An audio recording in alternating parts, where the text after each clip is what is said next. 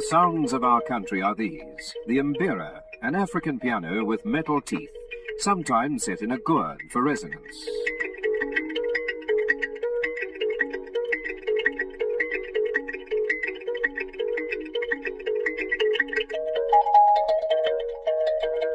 The bow, which is played in the teeth like a Jew's harp or struck with a stick.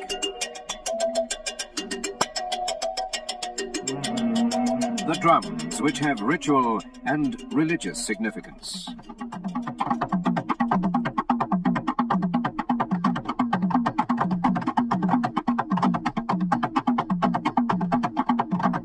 The rattles tied to the legs of the spectacular Shangaan dancers. And the ubiquitous penny whistle.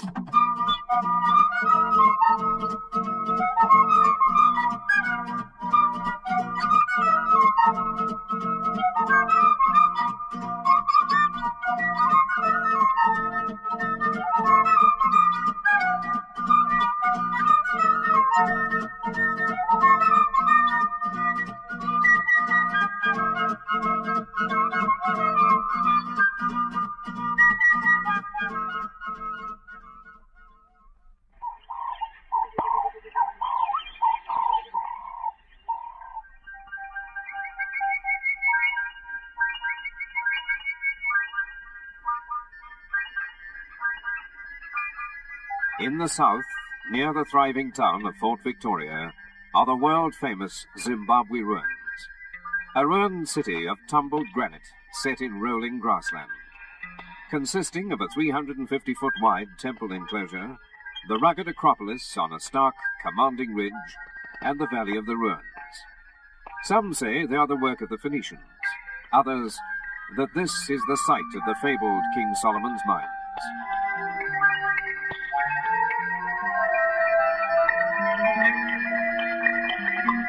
Their riddle will probably never be answered. Take your pick of the theories and come up with some of your own.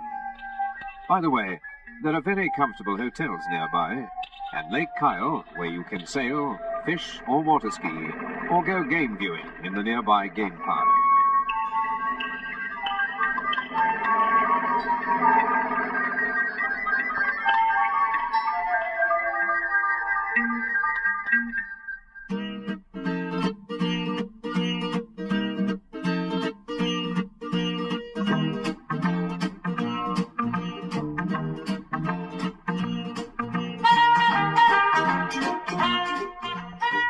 To the west of Rhodesia, 75 miles south of Victoria Falls, lie the 5,000 square miles of the Wankie National Park, one of the largest and certainly one of the most prolific game parks in the world.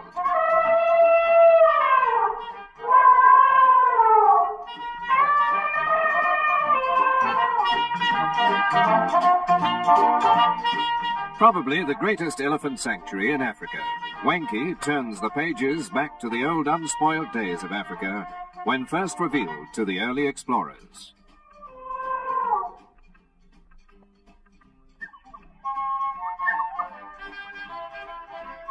Three camps in separate areas cater for the sophisticated tastes of today's safari travelers, but retain the magic of the wild.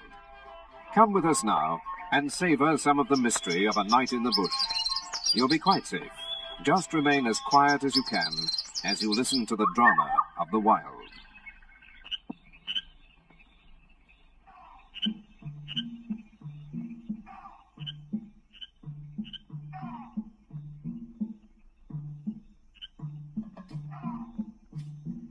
These are the noises of a Rhodesian night. First, crickets, cicadas. Their song will cease abruptly as they become aware of intruders. There is the booming of a turkey buzzard or ground hornbill. A jackal calls, soon joined by an hyena, and the nightjar bursts into song, and the barks of alarmed baboons. Something is happening out there. Hungry lions are moving out to hunt and kill. The curious sawing noise is made by a lion pride. They are speaking to each other. The pride is moving in on a herd of wildebeeste, unseen and deadly. Lions hunt methodically, part of a killing team. laying ambushes for their quarry. The Pride is now in position. A shattering roar splits the night.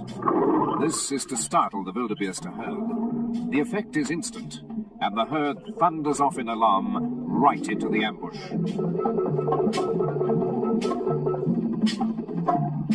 One antelope pauses, its flanks twitching and its ears alert. A shadow glides across the clearing. Too late, the antelope is galvanized into action. A relentless, tawny body, steel-muscled with eyes like glowing coals, bounds effortlessly onto its petrified victim. One smashing swipe of a paw, and the wildebeest collapses, dead in a flurry of dust. The deed is done.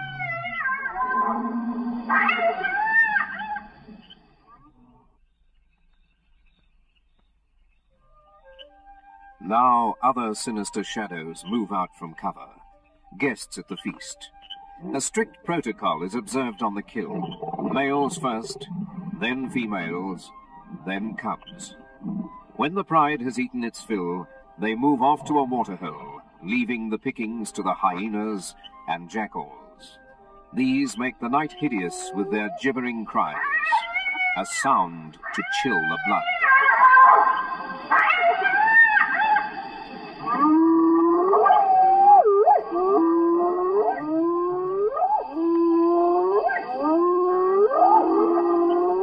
With the first rays of the morning sun, the vultures and marabou storks will circle warily in to glean what they can.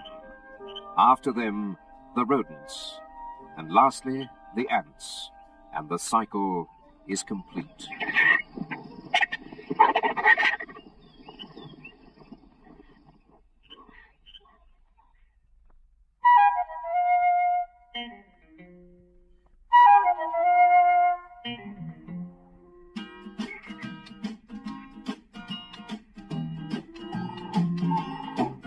Perhaps you have learned something. Few are not moved by the drama of the wild. But with the sun, the visitors are up and about, watching the greatest show on earth. Vast herds of buffalo, antelope and zebra, comical warthogs, elephant, indeed all the animals of Africa, oblivious of you, going about their daily routine.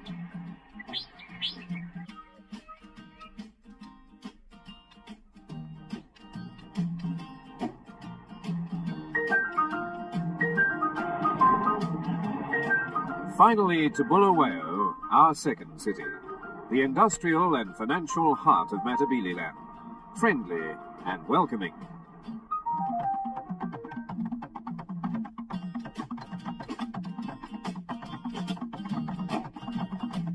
Nearby is the Matopos National Park, a place of fantastic rock formation, some of which contain caves rich with ancient Bushman paintings, a place of lakes and parkland with a wealth of game, including the white rhinoceros, a place to relax, a place to replenish the spirit.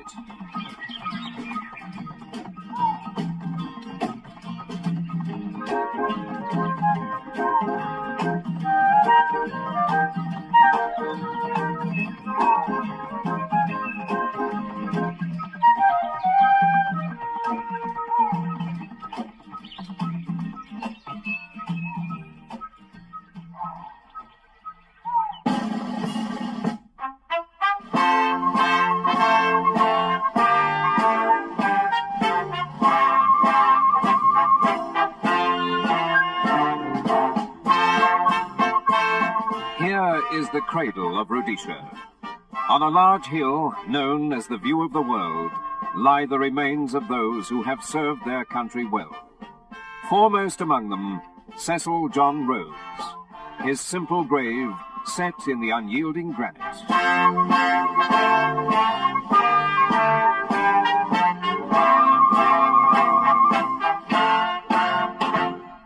In the words of Rudyard Kipling, the immense and brooding spirit still shall quicken and control. Living, he was the land. Dead, his soul shall be her soul.